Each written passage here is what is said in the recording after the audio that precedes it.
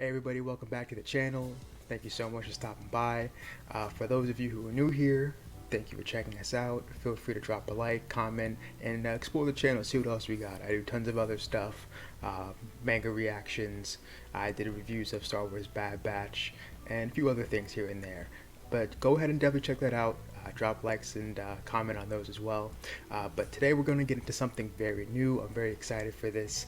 We are going to be doing our first comic read-through, and I had to start it off with something that's very close, near and dear to my heart. We're starting with a not a DC or Marvel comic. Actually, I'm not even sure if this is even from Image as well. No, it's not.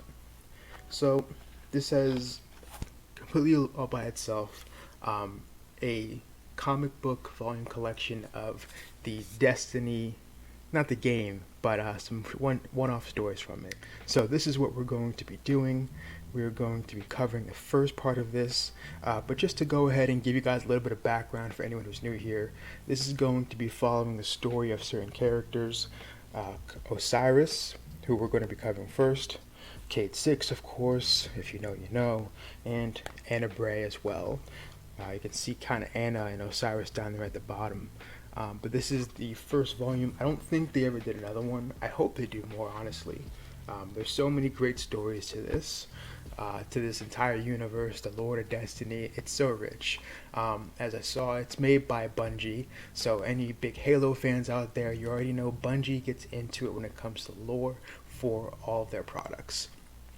Halo, of course, had tons of books and comics that really went into some of the stuff that the game lightly touched on, but it's also rich in lore. So Destiny is really the same way. And again, for those of you who don't know, just to give you a quick synopsis if you're interested, Destiny is basically a game about kind of space.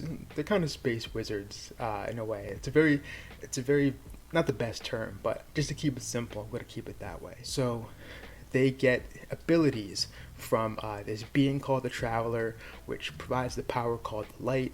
They use the light to gain various forms of energy that can be used, and they're also immortal as well. They have these little tiny companions called ghosts. They can just sort of resurrect you. They're guides. They're the link to the Traveler. They're sort of like your buddy a lot, especially when it comes to like the video game. They're your guide, really. So I'm probably not going to be showing too many panels or pictures from this, just because I don't want to get in trouble with Bungie. I have too much respect for them, and I love their games too much. I play it multiple times a week, so I don't want to get in trouble with them. If you understand that, hopefully.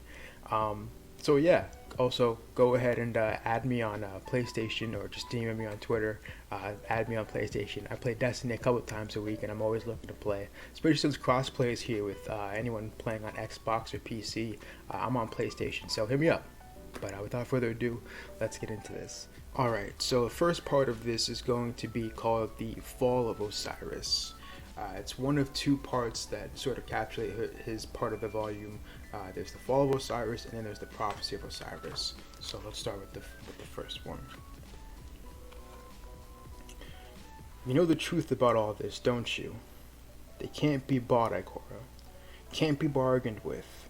And when you kill them, more take their place. He's talking to his apprentice Ikora Rey, who is currently one of the two leaders of the last city of humanity in the Destiny video game. Really badass, one of my favorite characters. She's great. You're the only one in all of reality who does. So even though I've never told anyone what really happened, you still know. Which means you're the only one I can trust. Okay.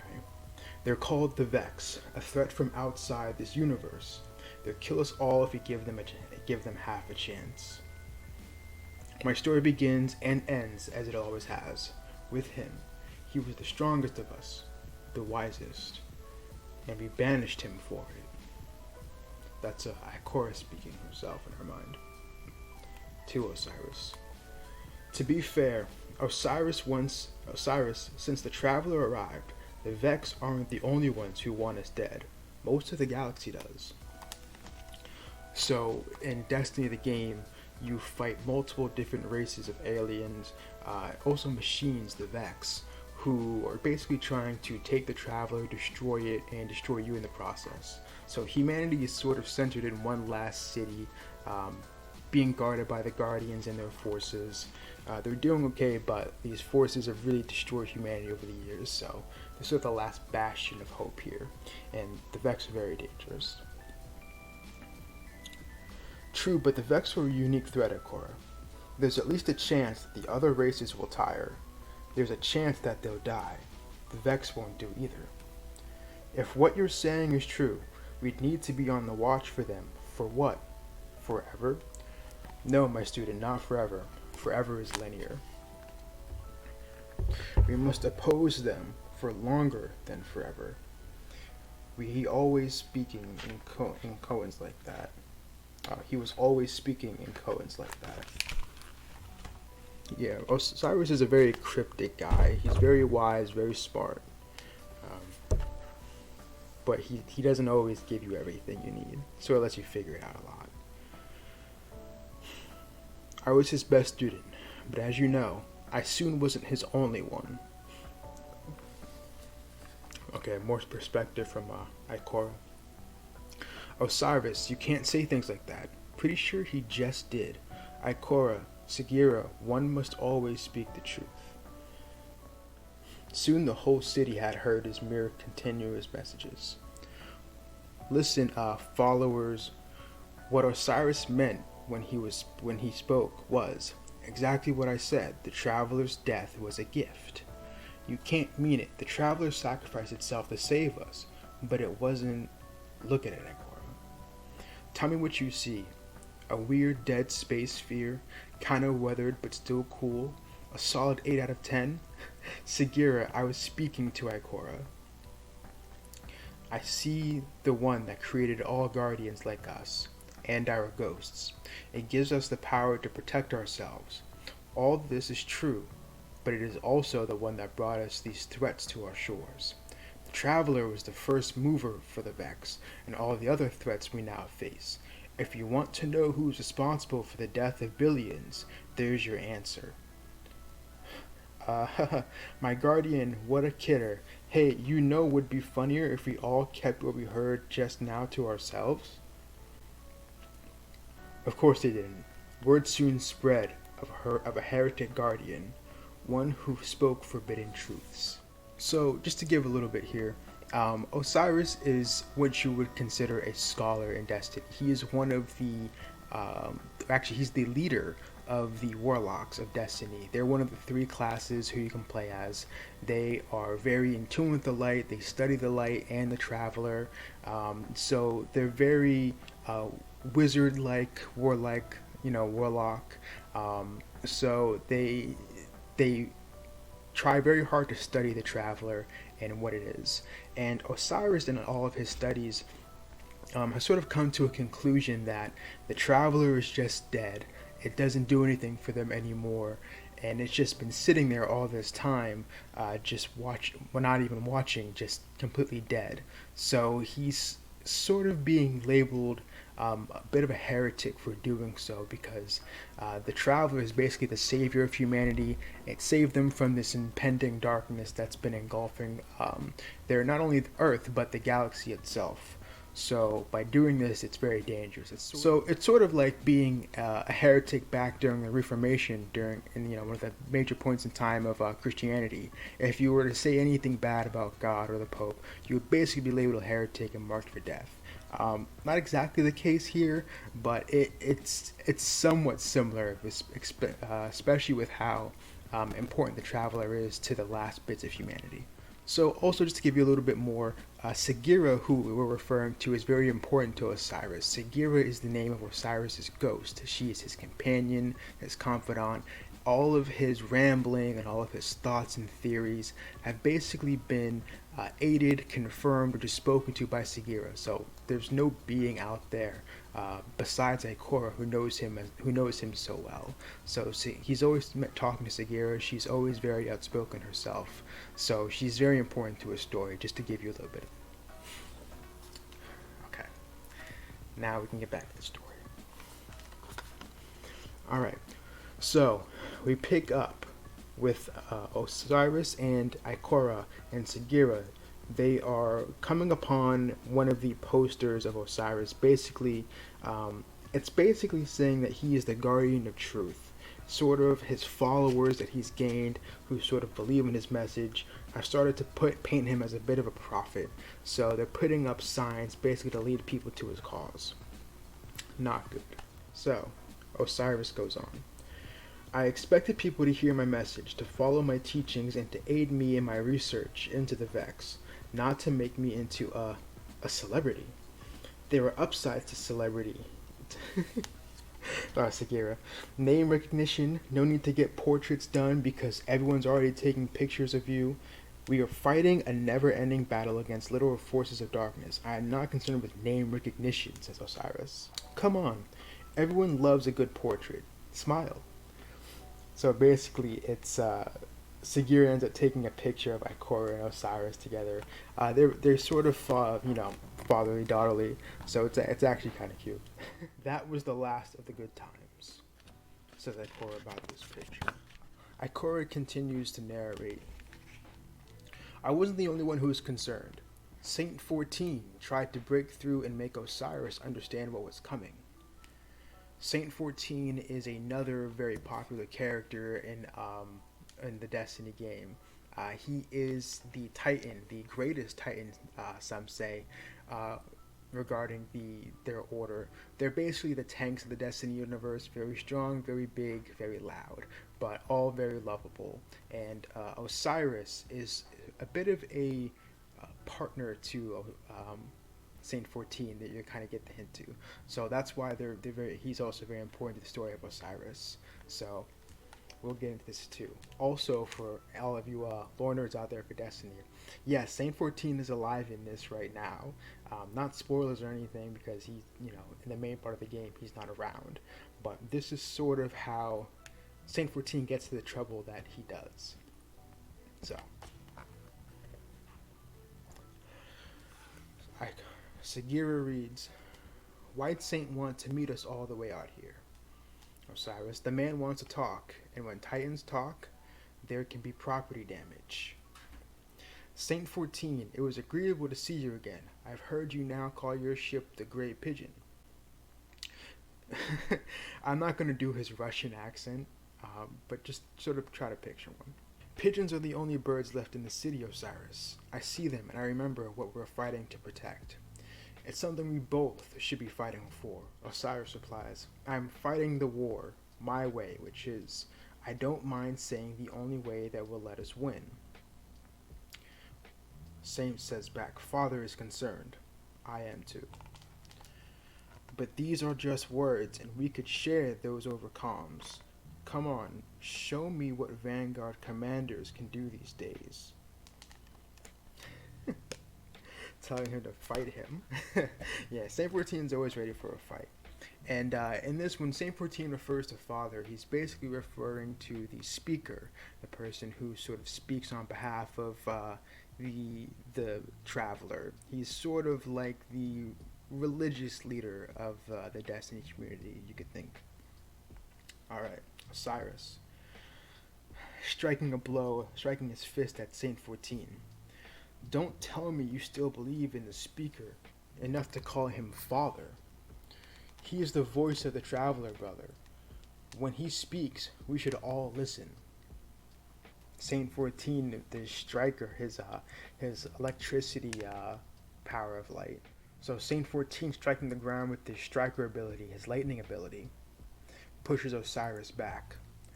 And Osiris says, everyone obeying one man isn't a civilization. It's a dictatorship. There must be room for dissent, for skepticism, for research. Saint 14 says, there is, my friend, but not for us. We are soldiers, and you are supposed to be our leader. Do not lead us to a place we cannot go. And Osiris replies angrily, what would you have me do, my friend? Abandon my studies? Hand this world and everyone in it, including your pigeons, over to the Vex?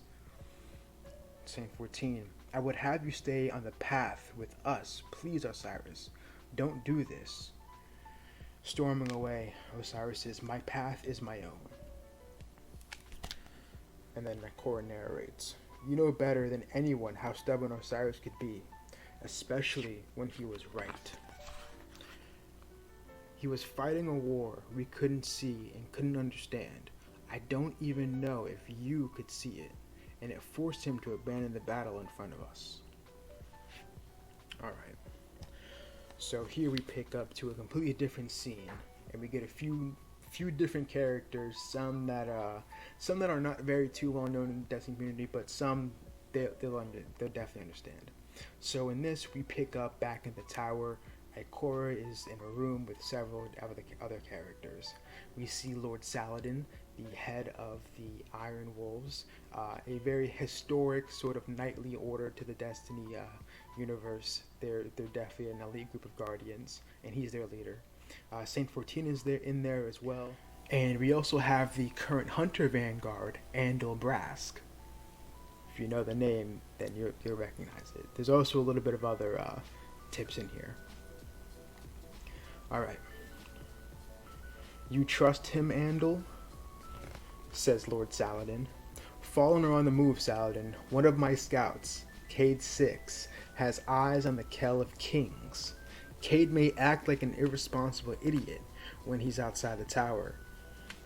And when he's here too in the tower, come to think of it. But you've never seen him in action. I trust him with my life. Interesting. If Cade says trouble is coming, Saladin, I suggest we believe him, says Ikora. And someone intrudes on the conversation. And what does Osiris say?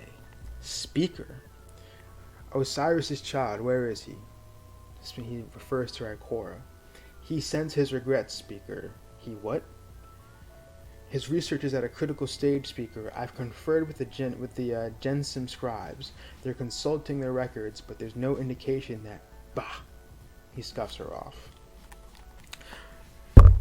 I did not ask for the opinion of a student, Ikora Ray. Where is Osiris? I may be Osiris' student, but I am a guardian. I am perfectly capable of handling this in his absence. Speaker replies, do you believe this city can be defended without the commander of the Vanguard, without the warlocks?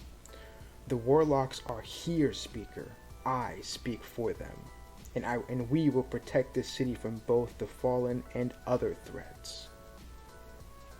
Oof. Do not worry, Osiris will not abandon his duty, Father. Saint 14 speaks out. And Ikora narrates, and Saint 14 was right. In the end, Osiris never abandoned us. We abandoned him before he ever got the chance.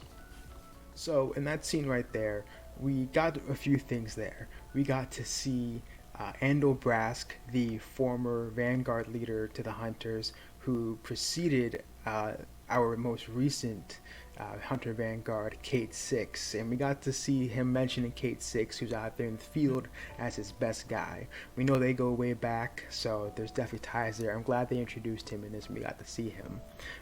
Also, what we did get is we got the Speaker in a way that we don't usually see him. In the game of Destiny, he was always very pleasant, very mild mannered. He spoke very, very wisely, but he was never disrespectful like he was here. So guardians live very long lives, right? They have lived so long. The Speaker is one of them. He just doesn't fight. So Ikora and the Speaker have been around for, at this point, easily hundreds of years, probably even close to 1,000. Honestly, it's hard to tell just how old some of these guardians can be. But he's basically calling her a student of Osiris and that she is nothing. Ikora is one of the oldest guardians that we know of, and she's even spoken about in legends herself. She's very powerful, she's very wise, she's very smart. That's why she's currently the leader of the Warlocks in the Vanguard right now. And we know that whenever anything like bad goes down and Ikora shows up, she's there to handle the situation. So to see him speaking disrespectfully to her in this was very shocking the first time I read this, and it was just very surprising, you know. But she handled it. She always handles herself. That's why I love Ikora. Okay, so we return and we see Ikora is picking up with Osiris in his workshop, probably doing his research. She narrates, There was, of course, only one person closer to Osiris than I was. I turned to her to help." And Sagira starts saying, "Don't worry about it, Ikora. Yes, Osiris is distracted right now. Yes, he's seen some things he's still trying to figure out. But Saint should have known that Osiris wouldn't put up with the politics or that weird, creepy speaker guy. I ran the numbers, you know. He's objectively creepy. I proved it with science." Ikora says, "Sagira, nobody ever talks about how creepy he is. I don't know why." "The speaker is the leader of the consensus, Sagira. So that doesn't make him a god." She is very much Osiris's partner. That's why they probably have one of the best guardian ghost relationships out there in the story. Alright, Ikora goes on. "People are worried. The speaker has been teaching that Osiris is obsessed, dangerous. The speaker claims that his followers are being led to their destruction. You're his ghost. You have to talk to him, Sagira. He doesn't hear me anymore." Sagira says, "The speakers all talk. At least they named him, right? And besides, this whole followers of Osiris thing is a fad. If you know, you know." "They'll find something else to latch on to soon. Osiris knows what he's doing." "Thank you, Sagira. That is correct. See, he's listening, at least for compliments." "Come on, Ikora. I'll take you home, and don't worry. I can promise you this. As long as we believe in Osiris, everything will be fine." So leaving Osiris's workshop, Ikora narrates, "It's funny how old friends will lie to each other. We both knew everything was very far from fine, and we both knew that if Osiris didn't stop his research, soon it wouldn't matter what he discovered." Alright, so we're picking up in a new scene here. It's nighttime, there's a crowd gathered, and this is one of the followers of Osiris. They're a bit of a thing in the game, they're a big meme in the game, but this is one of his earliest disciples here. So he's sort of speaking to one of the crowds in the last city. "I have heard his voice, learned his teachings. Osiris has transformed me. When you know as I do what the traveler really is, you will never believe the lies of the consensus again." And Osiris is walking past.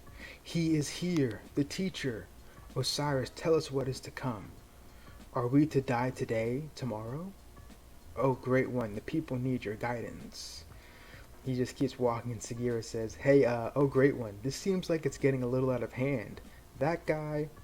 And then someone just talks over her. "The ghost of the great one. She noticed me. I am blessed." "That guy seems more than a little obsessed," she goes on. And Ikora comes in. "Perhaps you should speak to them, Osiris. Encourage them to find their own truths." Osiris says, "A distraction from my research. I see now that in entertaining the followers of Osiris was a mistake. The only way to ensure my words don't get twisted is to write them down." And Ikora says, "Anything you write will be treated as holy text, Osiris." "No, I'll make it very clear. This is research, not religion, Ikora. I already know what you're about to say. That this is madness? Because yes, I was about to say that. I'll choose my words carefully, my student. I promise you, once the fruits of my research are available to read without distortion, the followers and the speaker alike will stand down. They'll see that what I speak for the future, it's data-driven predictions, not some...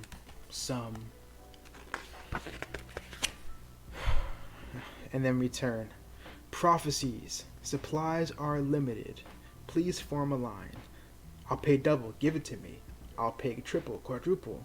Dark times are coming. We have to be prepared. Out of the way. I have to know. And we see a stand of what Osiris wrote down. They're selling his text, the Prophecies of Osiris, which also plays a little bit of stuff in the game as well. They're sort of like hidden text or lore for the game.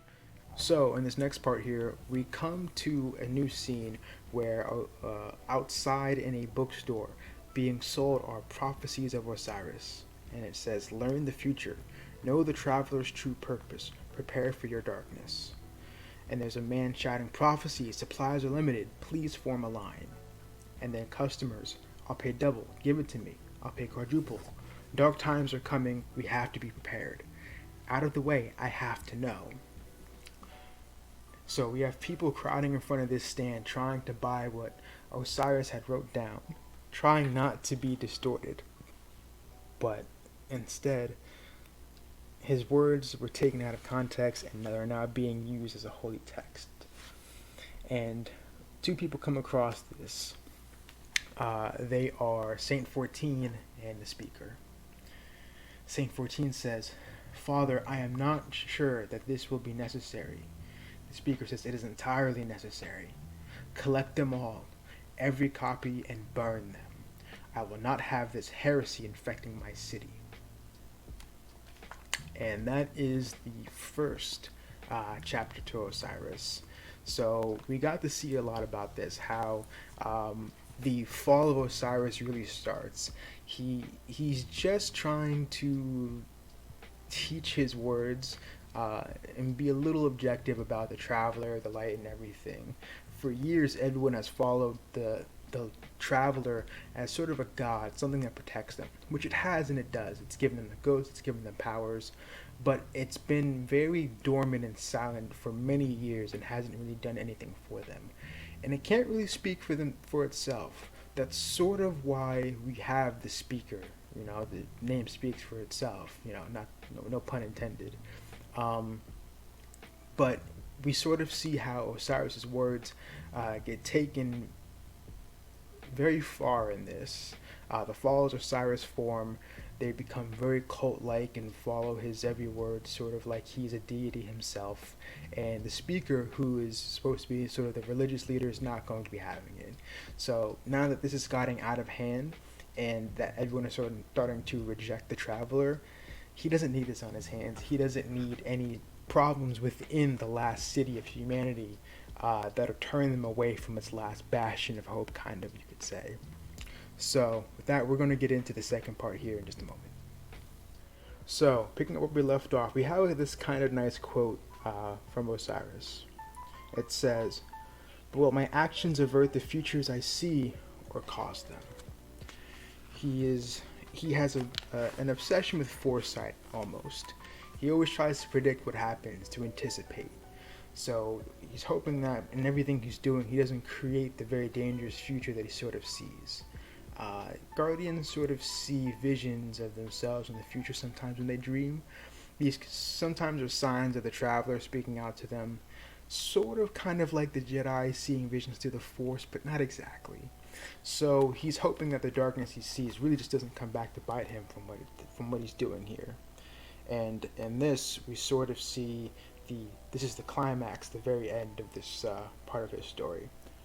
So let's get into it with him and Ikora.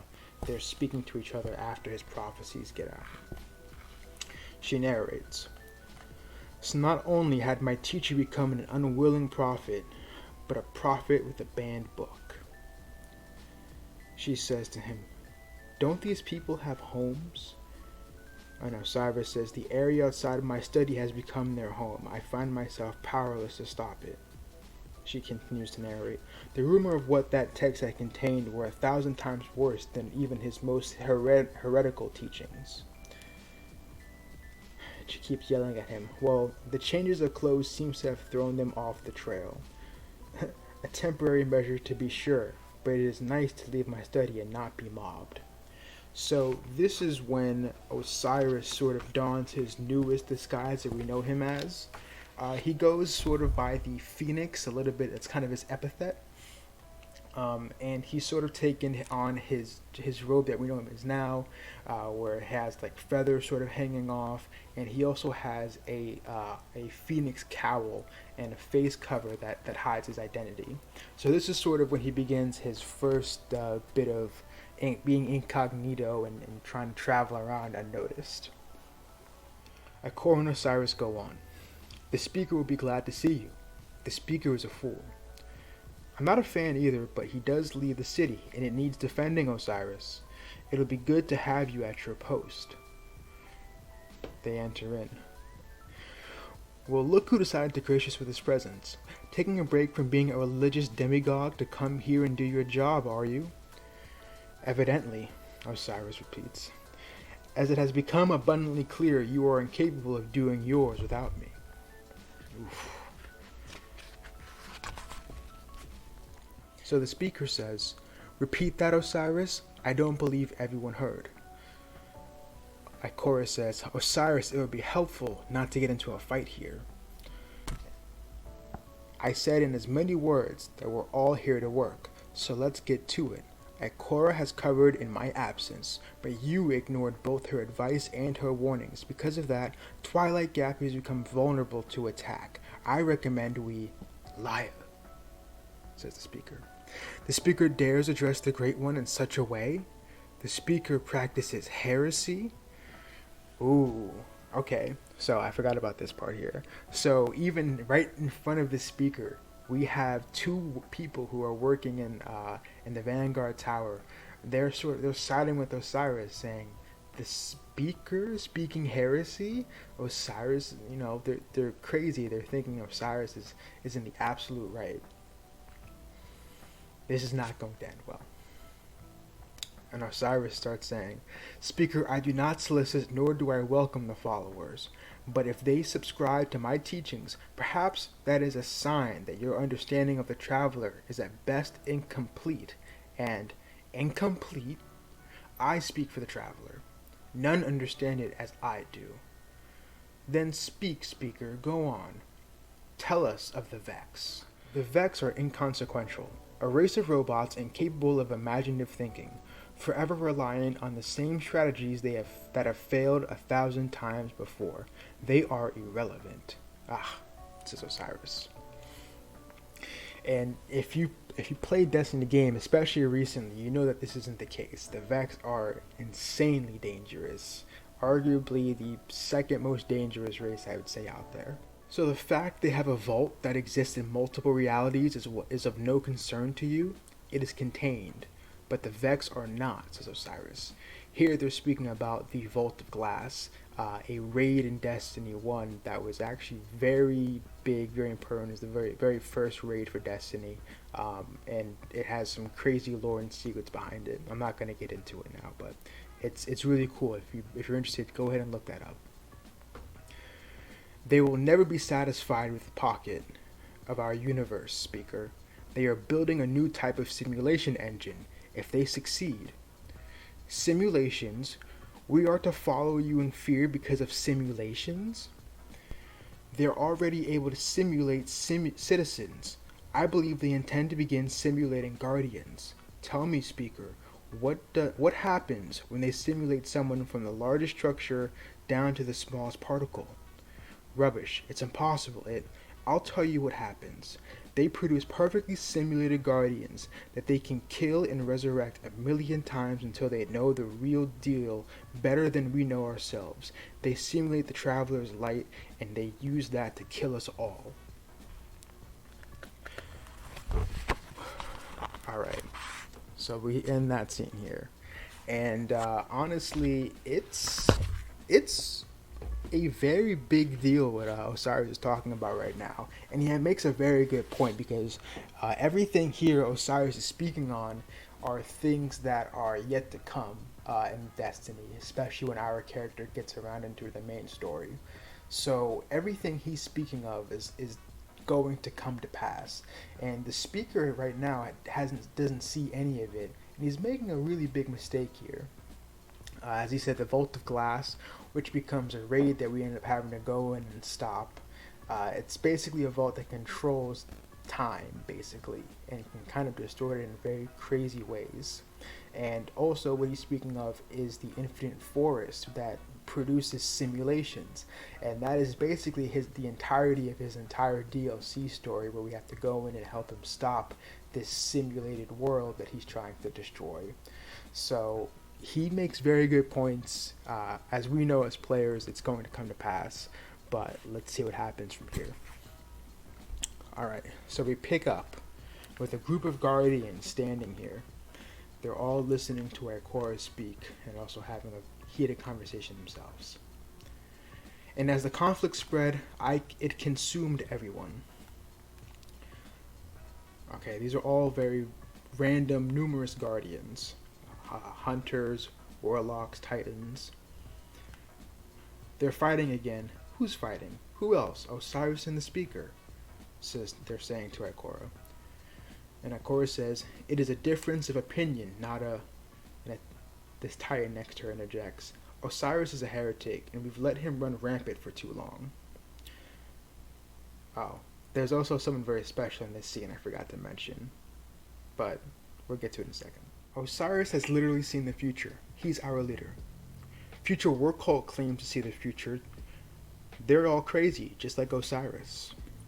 And the warlock says back, "All titans know is punching stuff. I've seen what's out there, and Osiris is right. Please, if we just could..." Ikora tries to get in between them, but the titan shoves one of the warlocks. "Too late. Speaker psychophants like you have already doomed us. One more word, warlock. Just one more word. Enough." And someone steps in between them. "This isn't your fight, Shax. All battles are my battles, whelp. If you want to bicker, take your fight to the Crucible. I'm sure Ikora will be more than happy to meet you there. And after your ghost revives you, maybe then you will be willing to act like guardians. We fight to prepare for the greater battles that are to come. And war is coming. It's coming to our city." So, I gotta speak on Shax, because also, one, Shax is the GOAT. Shax is also speaking facts. So Shax was in there the whole time listening to everything going on. Shax is one of the most important characters in the history of the Last City Guardians, especially when it comes to the Titans. He's sort of a leader among them, but he also is the one who runs the Crucible, as he mentioned. It's basically Destiny's PvP, the name for their PvP arena. And he's sort of the one you go to for bounties, weapons, anything related to it. And he's basically saying, go see each other there if you really want to fight. And Ikora is legendary in the Crucible. She has a very infamous reputation in the Crucible for just being dirty. So he's like, if you really want to fight, go see Ikora in there. She'll handle you. So yeah, I always love that part when it pops up, especially because Shax is the GOAT in the game. I love him. If you know, you know. Before we could face our enemies, we had to settle the war among ourselves. The conflict came to a head in the way many things do with politics. Alright, so we pick up here in the council room for all of the Vanguard leaders and the other leaders of the tower. Okay. The speaker is speaking. "Honored representatives of the factions, guardians of the Vanguard, thank you for attending the consensus today." Okay, so we've got a couple people in this scene here. Not all of them speak, but it's just noteworthy just because, if you know these characters, they're important, so they're here. We have Saint 14, the leader of the future war cult. We have the leader of New Monarchy, and we also have the leader of Dead Orbit, representing the factions of the citizens of the Last City.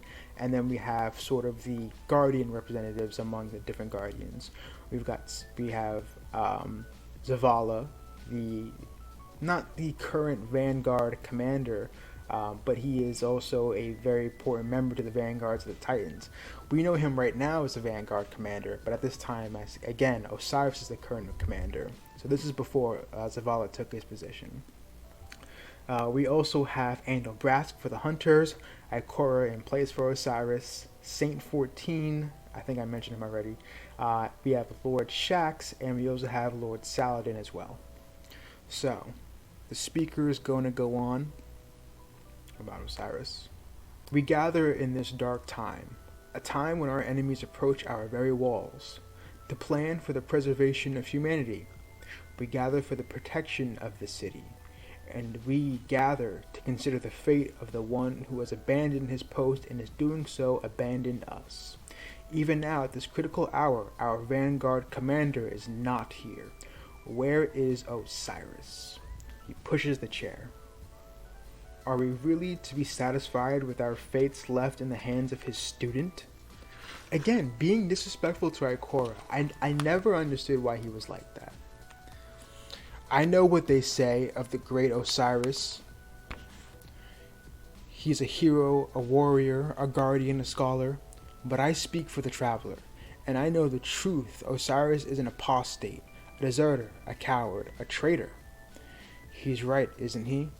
Osiris says he knows the future, but what if he's wrong? The speaker has never led us astray before. My children, we must act. The fate of the traveler of humanity will be decided here. Osiris is a viper, a cancer, and we must cut him out. So Lord Shaq says to Ikora, "This is ridiculous." Ikora replies, "You and I know it, but we need to convince the consensus and the crowd." She speaks louder. "You say Osiris is a coward, speaker. Would a coward stand alone against not only the forces of the darkness, but the very people he's trying to protect? You say Osiris has abandoned us, and yet even now he's still working to help us, even if we don't understand what he's doing. We asked him to lead us, but then he decided he had to do more. Tell us the future, Osiris. Save us, Osiris. Think for us, Osiris. Osiris is not a god. None of us are. But he was chosen by the light, by the traveler. He wasn't resurrected so he could sit in his chair. He was resurrected so he could serve us, all of us, to the best of his ability. And if Osiris says the Vex are a threat, I believe him. You say that we must cut Osiris out if we are to survive, speaker, but the truth is this. We won't survive without him." She glares at him. And he repeats to her, "Oh, my poor child, seeing how Osiris has corrupted you, my resolve is strengthened. There must be no delays, no more debate. I move we save ourselves and our beautiful city. I move we do the only thing we can, the one thing Osiris is forced to do. I move that Osiris and his heresy be removed from our city." And then everyone starts cheering the citizens. "Throw him out. Banish him. Punish the heresies. Remove the liar." The speaker says, "And I further move that, should Osiris resist this ruling, such punishment be brought to bear on he, and he interjects, "That will not be necessary," says Osiris. "Sagira and I will leave the city willingly." And Sagira just next to him. "Later, haters." Alright, so they're going off. Taking off.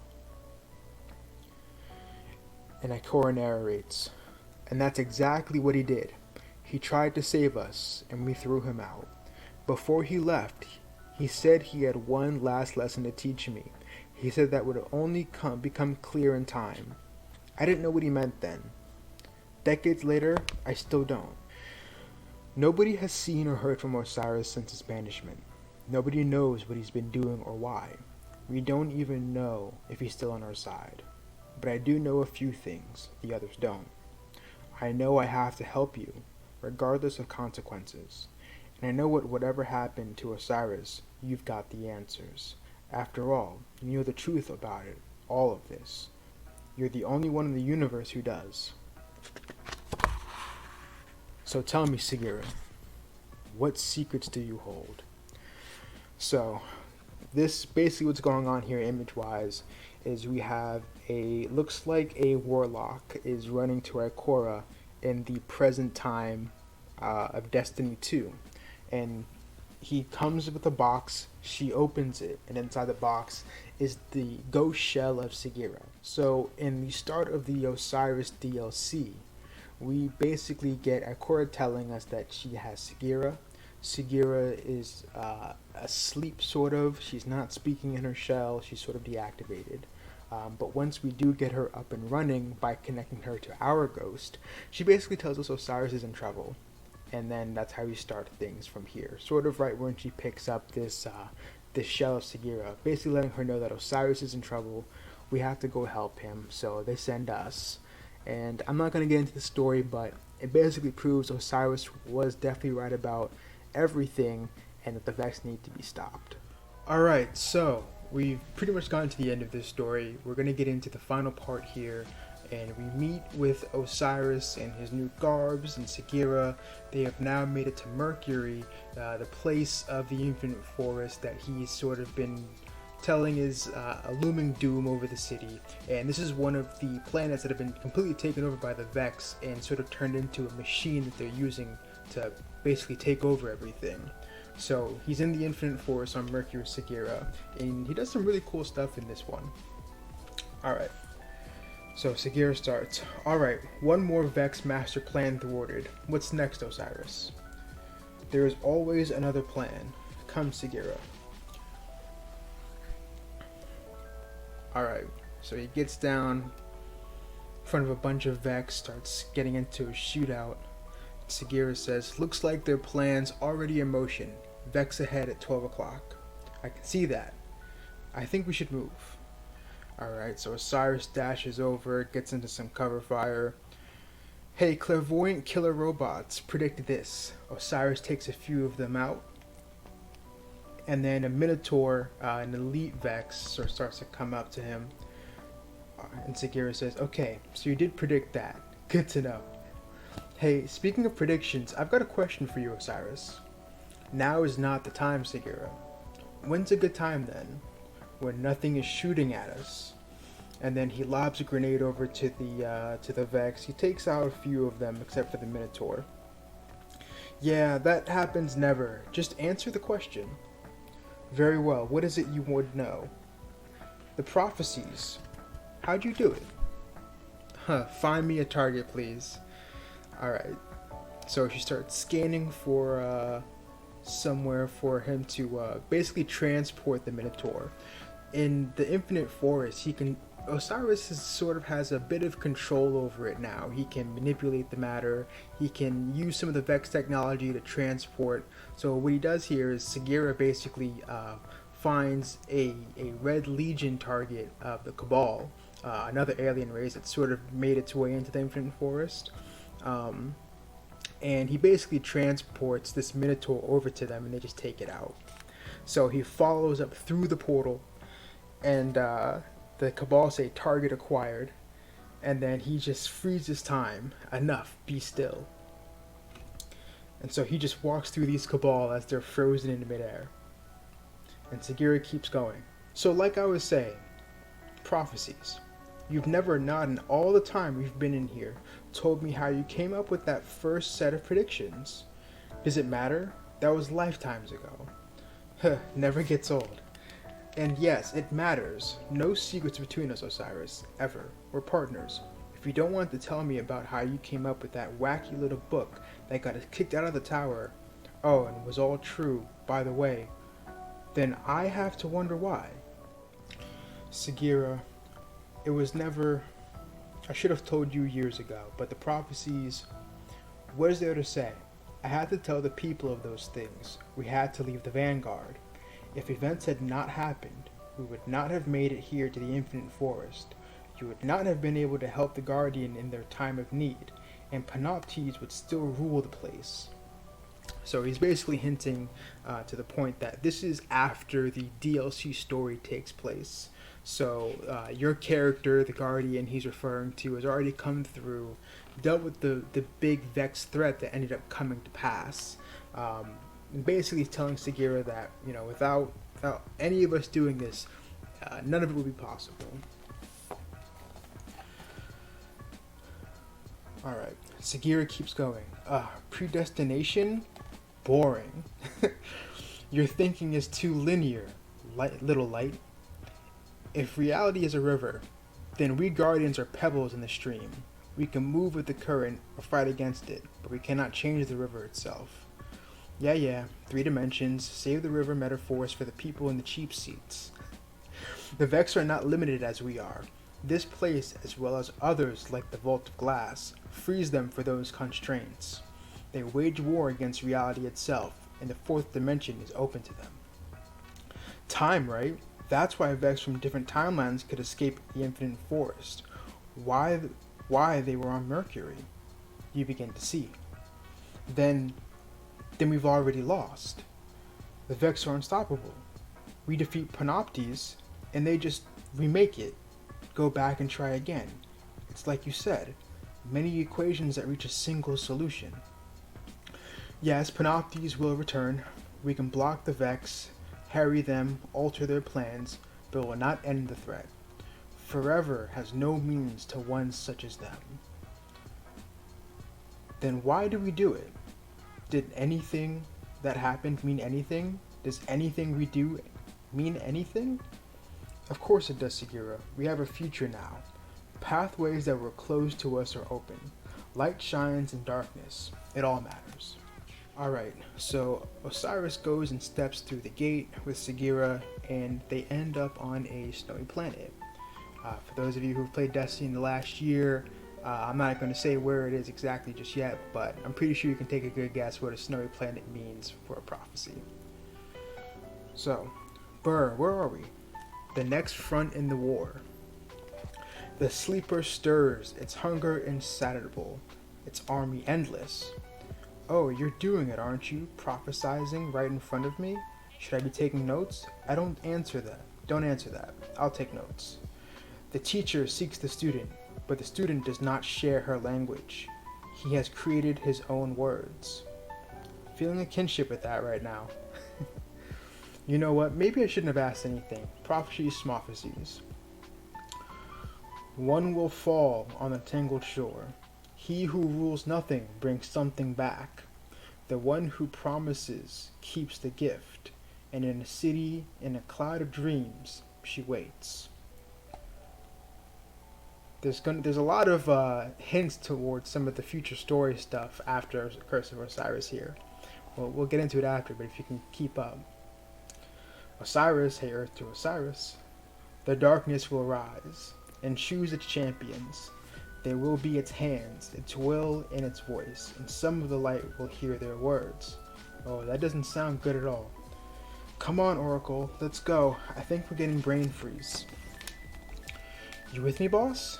That was weird. I got it all down in case you want me to call up at Korra, or you wanted to know where the prophecies come from, Sagira. This place, always this place, here, where there is no before, no after. I can alter a river I could not touch before, see what Panoptes saw, and what I see is the dimming of the light.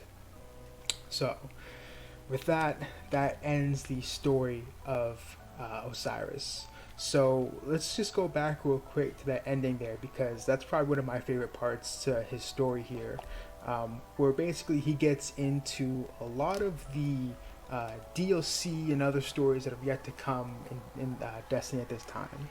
So the first one, the sleeper stirs, its hunger insatiable, its army endless. The teacher seeks the student, but the student does not share her language. He has created his own words. So, part of this, I'm actually not 100% sure what it refers to, but honestly, it makes me want to say that it's the Warmind DLC, where Anna Bray is basically going to go and find Rasputin. It's also part of the next story in this comic book. So it might be a little bit of a good preview before we get to that. But also because where it talks about a sleeper stirs, its hunger insatiable, and its army endless, I feel like that's referring to the worm god soul that is basically sleeping on the planet Mars. I almost forgot for a second. I played that DLC way too much. But where the worm god Zol basically sleeps and awakens, basically becomes the boss for that entire DLC. And basically they're bringing forth an endless army of Hive along with them. So that one's pretty cut and dry for me. But let's go on to the next one. One will fall on a tangled shore. He who rules nothing brings something back. The one who promises keeps the gift, and in the city in a cloud of dreams she waits. So this is obviously talking about the Forsaken DLC. The one who falls on the shore is definitely Cade 6, the Hunter Vanguard, who we know loses his life in that one. RIP Cade. As a Hunter main, I'm never going to get over it, ever. And also, a city in the cloud of dreams, she waits. That's definitely talking about the Dreaming City, the Awoken Homeworld, definitely one of my favorite places in all of Destiny. And the she I believe that it's referring to is the Wish Dragon Riven, who is also the raid boss for the story of Forsaken. So another easy one right there. And then we'll get to the last one. The darkness will rise and choose its champions. They will be its hands, its will, and its voice. And some of the light will hear their words. So that one is definitely the Shadowkeep campaign, where I think a number of us will remember that's where we first meet and come in contact with the darkness entity that we've sort of been fighting against this entire time in the Destiny story.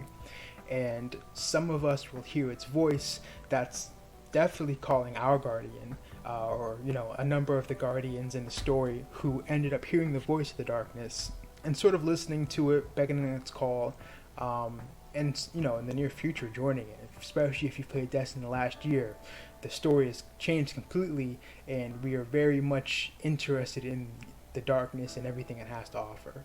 So really cool preludes to a lot of the things to come. I don't know if they will ever do stories to follow up those DLCs, sort of like they did with this, but I'd be very interested to see honestly all of this. But that ends the story of the Osiris portion of this comic book. Here's your boy AJ. This is a lot of fun. I will see you all next time for Destiny Chapter 2 with Anna Bray.